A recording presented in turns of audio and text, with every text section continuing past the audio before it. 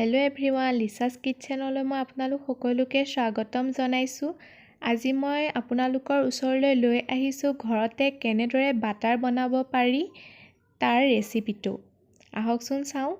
এয়া বাটাৰ বনাবলৈ মই 8-9 দিনৰ আগৰ পৰাই গাখীৰৰ ওপৰত যিটো সৰ হয় সেইটো থৈ দিছিলোঁ ফ্ৰিজৰ ভিতৰত। এতিয়া মই তাৰে এটা বাটিত 2 হেতা উলিয়াই লৈছোঁ। এতিয়া মই এইখিনিত ফ্ৰিজৰ পানী দি ল'ম। আপোনালোকে ঠাণ্ডা পানীয়ে ব্যৱহাৰ কৰিব। এতিয়া মই এইখিনি ভালদৰে ধুই ল'ম। ইয়াৰ যোনটো গাখীৰৰ সৰৰ মইশ্চাৰ হয় সেইটো মই লৰাই পেলাই উলিয়াই লৈছোঁ।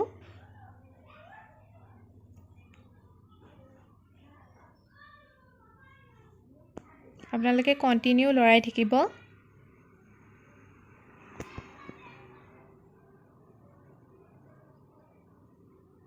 এতিয়া আৰু অলপ পানী মই দি দিছোঁ ইয়াত।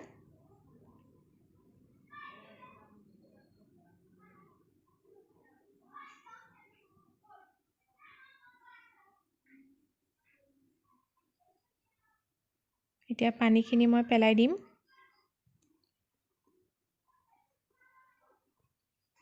এনেদৰে আৰু দুবাৰ মই ধুই ল'ম এইখিনি।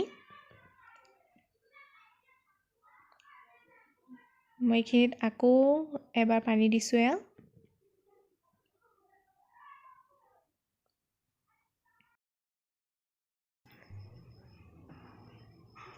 এয়া পানীখিনি পেলাই দিছোঁ।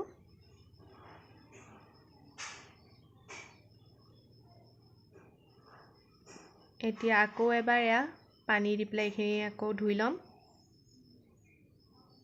আপোনালোকে ভালদৰে লৰাই থাকিব।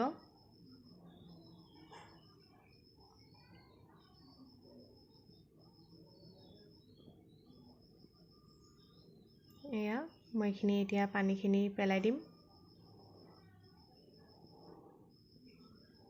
এয়া 3বাৰ মোৰ ধুই হৈ গ'ল। এতিয়া মই এইখিনি ভালদৰে লৰাই থাকিম আৰু এক্সট্ৰা পানী ওলাই নেকি এইখিনি ইপা চাম।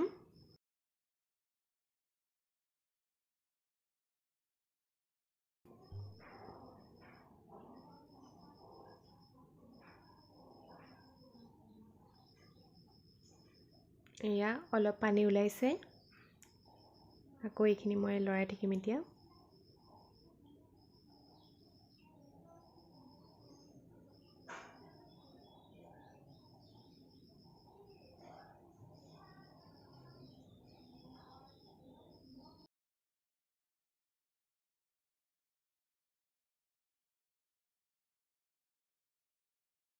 এয়া মোৰ পানী ওলোৱা শেষ হৈ গৈছে ইয়াত। মই এতিয়া এইখিনিত অলপ নিমখ দি দিছোঁ আৰু য়েল্লো ফুড কালাৰ ইয়াত ব্যৱহাৰ কৰিব লাগে বাটাৰত। কিন্তু মোৰ তাত য়েল্লো ফুড কালাৰ শেষ হৈ গৈছে, সেইকাৰণে মই ইয়াত হালধি ব্যৱহাৰ কৰিছোঁ। আপোনালোকে এই দুয়োটাৰ ভিতৰত যিকোনো এটা ব্যৱহাৰ কৰিব পাৰে বাটাৰৰ কালাৰটোৰ কাৰণে।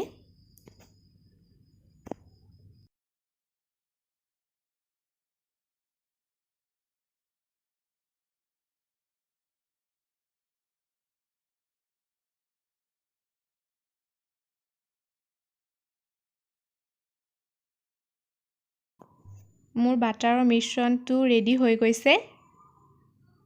এয়া চাওক। এটা কণ্টেইনাৰত মই এখন কাগজত ৰিফাইন তেল সানি লৈ লৈছোঁ। এতিয়া ৰেডি হোৱা মিশ্ৰণখিনি ইয়াত দি দিছোঁ।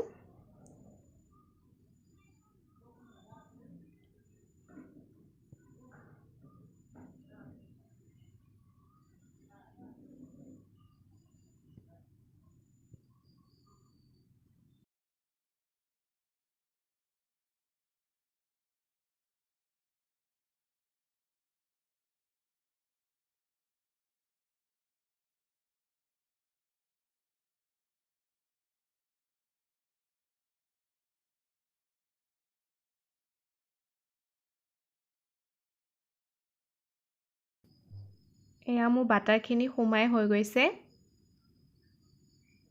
এতিয়া মই কণ্টেইনাৰটোৰ সাফৰখন মাৰি দিম আৰু প্ৰায় 2 ঘণ্টামানৰ কাৰণে ফ্ৰিজত এইখিনি থৈ দিম। এয়া 2 ঘণ্টাৰ পাছত মই কণ্টেইনাৰটো ফ্ৰিজৰ পৰা উলিয়াই আনিলোঁ। এতিয়া এখন খুলি ল'ম। ঢাকনাখন খুলিয়াৰ পিছত চাওক, এয়া মোৰ বাটাৰখিনি ৰেডি হৈ গ'ল। একদম বজাৰৰ দৰেই দেখিছে।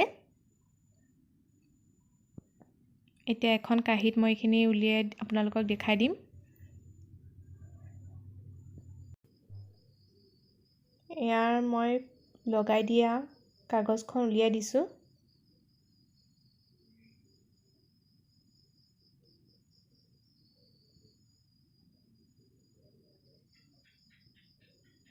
আপোনালোকক মই ইয়াৰ 2 পিচ কাটি পেলাই দেখাই দিছোঁ বাটাৰ। এয়া চাওক কিমান ভাল হৈছে। আপোনালোকেও এনেদৰে ঘৰতেই বাটাৰ বনাই চাব পাৰে।